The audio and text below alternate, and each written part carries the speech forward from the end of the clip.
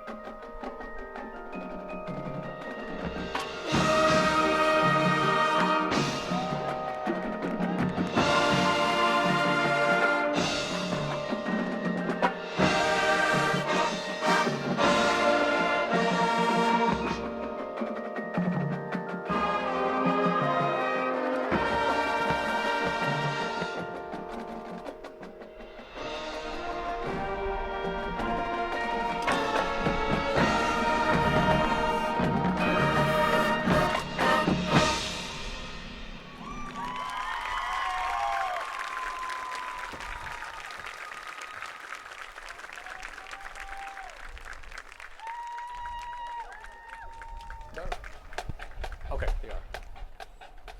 Horn Lake High School, way to go. What a terrific performance of some really difficult music. Really appreciate all of the genres that you guys covered, pop, classical, all the way through it and done so well, thoughtfully. Shelby King and the rest of the crew, you guys are doing a terrific job. I mean, when you can put a Barry saxophone on the field, hey, that I works. loved it. I loved yes. it. Yep. And so, speaking of not Barry saxophones, but saxophones in general here, I am so happy to have dear friend and colleague Michael Schultz joining us today. Michael, thanks for spending some Thanks, time. Albert, man. Glad to be here. It's super Yeah. inspiring to hear these great groups. And for me, there's no better place than Liberty Bowl, historic Liberty Bowl, right? There's this energy here. I always feel good when I walk into this space. Oh, it's a good place. Yep. It's a good place. I know we have to say Simmons. What is it? Simmons Bank, Liberty Stadium. That's but, right. But in the heart. That's right. It is still. That's after all those years, a tough transition. Right. That's how you know when you're really from Memphis. That's right. Right. So there are a lot of just super amazing and exciting things happening out of your studio. Oh, thanks, man. And I would just love for the world to hear how epic it is. Epic. Well, I appreciate that descriptor. Yeah, Yes. we have a really great group. It's a full studio, about 18 or 19 students right now. I say 19 because one of the students is a double major, so he counts as two. Yes. So it's a full studio. Our undergraduate studio, actually, I think all of the undergraduate studios, undergraduate majors received All-State or All-State Honorable Mention distinction in high school. Wow. And of course, our bread and butter is regional, but we've also been able to bring in some students from Minnesota, Wisconsin, Alaska, as far away as Alaska. Yep. Eli Wyatt. Eli's great.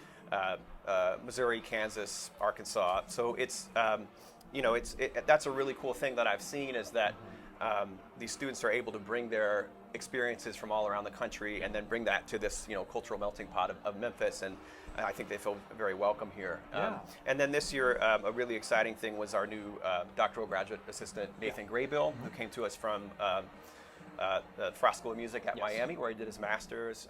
Great player. Some of the people watching may know his YouTube channel, Saxologic. He's got 170,000 followers on YouTube and a bunch of endorsements. And Really great content. yes, It's yes, awesome. hilarious and informative. Yes. And so Nathan's brought a lot to the studio. He's helping, assisting, teaching with the undergraduates a little bit, and he's a switch hitter. He's a undergraduate degree in classical performance, master's in jazz, and now he's doing his DMA in classical. So he's able to work with students that maybe have a push towards one side or the other, but also we have several students who are interested in switch hitting, and he's a really great role model for that. You know, and the idea of switch hitting in saxophone, I think that's probably, it seems like, anyway, a trend across the country that's becoming a necessity. Yeah. Yeah, what I would say is that, in my opinion, the job market is asking for that increasingly. If you look at positions in higher ed or military bands, and I would say also, public school teaching. If you're a saxophone player, they're gonna expect that you can run a jazz ensemble. I think many times. Sometimes I feel like in academia and saxophone, we haven't really caught up to that. That especially at the graduate level, students are being maybe pushed to have a more myopic bent to go one way or the other. And to me, that I feel like that's contrary to what the job opportunities are, right? So, Hey! so it's all good. So Now you know we're live. that's right. So I think when I interviewed here and met you a few years ago, I really felt so. My background, I have undergrad in classical and jazz, master's in jazz, and DMA in classical. I really felt like this was the place that could plant that flag and get out in front of it and say, well, this is a place that fosters, playing both sides of the horn, so to speak. Right. And that takes, so in our studio we have some jazz majors that take some classical lessons and give classical recitals and vice versa. And it takes a lot of people pulling in that same direction. It takes a woodwind area that respects that playing jazz, playing that vernacular is going to be really beneficial for a saxophone player, and it takes, my jazz area faculty colleagues as well. It goes in both directions. It's a really unique situation.